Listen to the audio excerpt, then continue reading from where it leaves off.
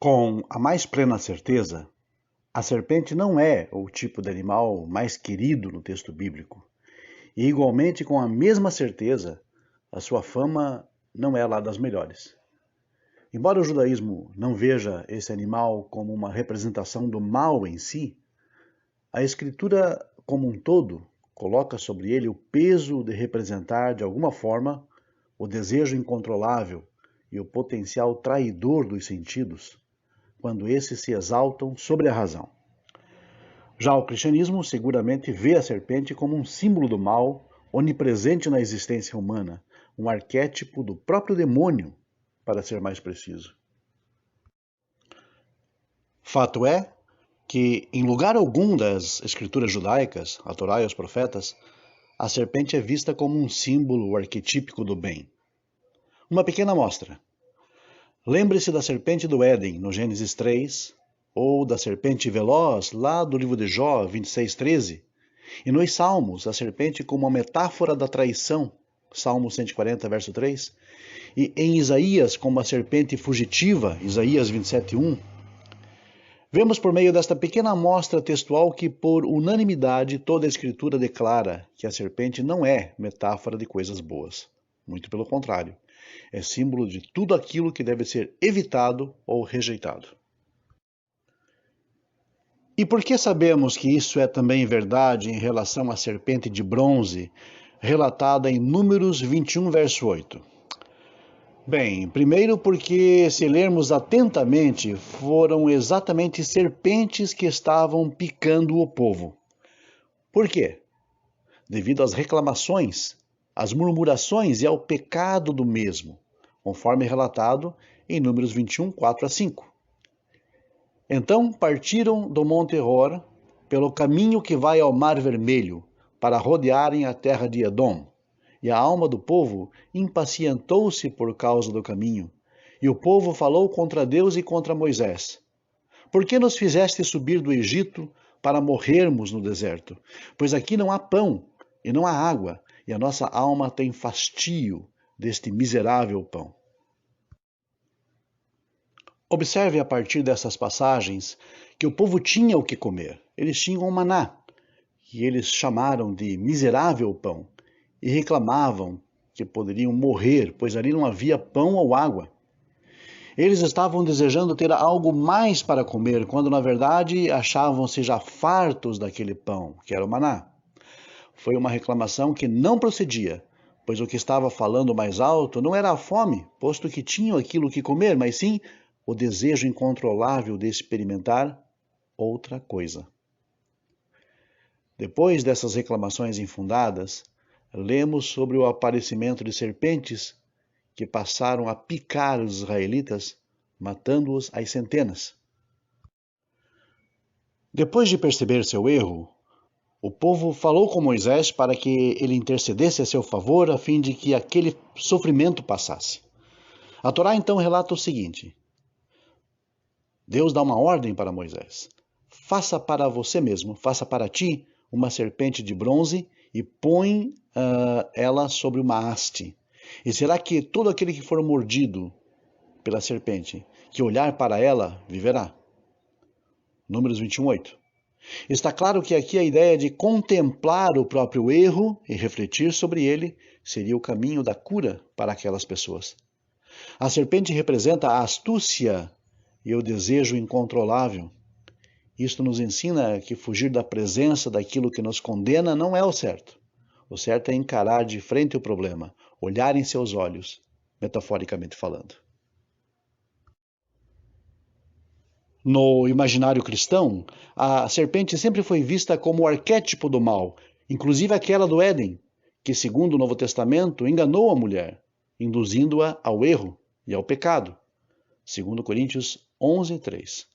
Esta é também chamada de Diabo e Satanás, a antiga serpente no livro de Apocalipse, capítulo 20, verso 2.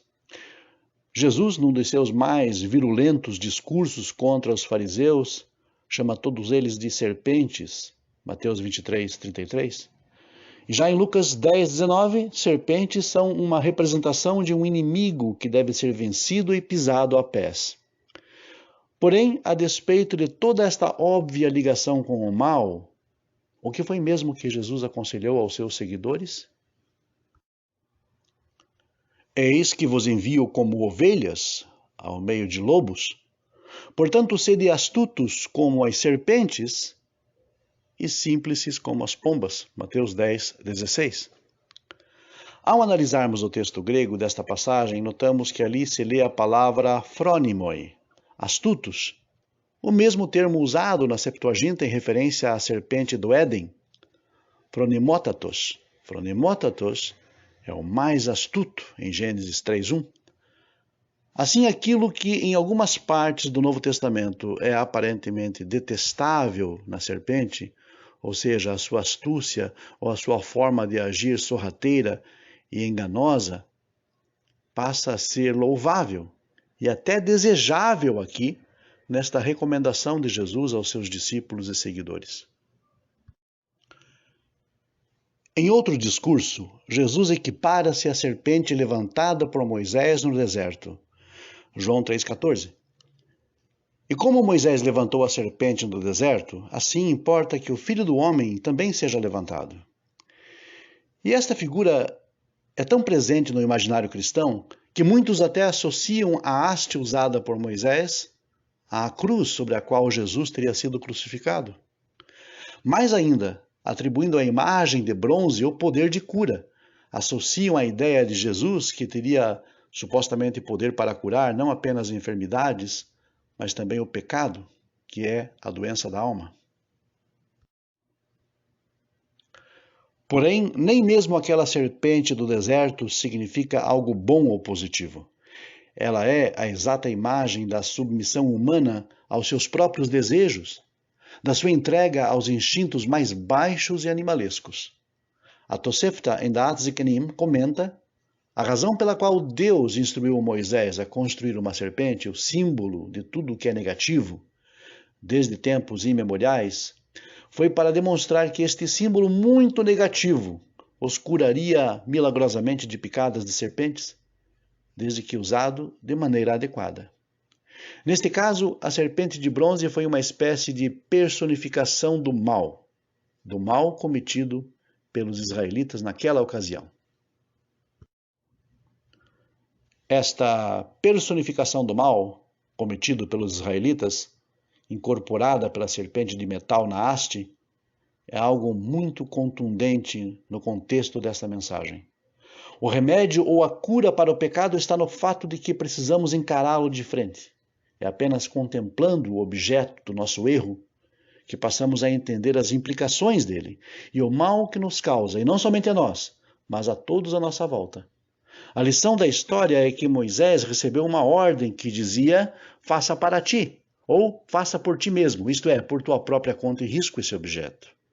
Ele poderia ser um meio de atingir a cura pela conscientização do pecado, mas ao mesmo tempo o povo incorreria no pecado de idolatria, caso por algum momento visse naquele objeto um fim em si mesmo.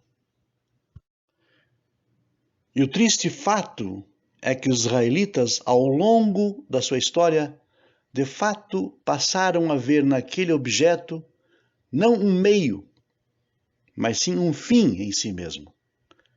E passaram então a queimar incenso àquela estátua ou àquela serpente de bronze, como se fosse ela uma divindade, até os dias do rei Ezequias, quando foi finalmente destruída.